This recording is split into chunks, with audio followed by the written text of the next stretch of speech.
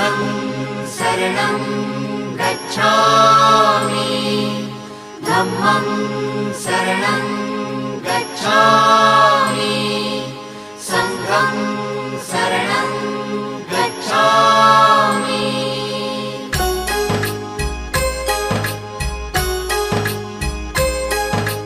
बुद्धं शरणं गच्छामि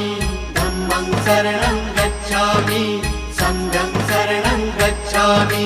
त्याग मूर्ति तू शांत चित्त तू योग रूप संसारी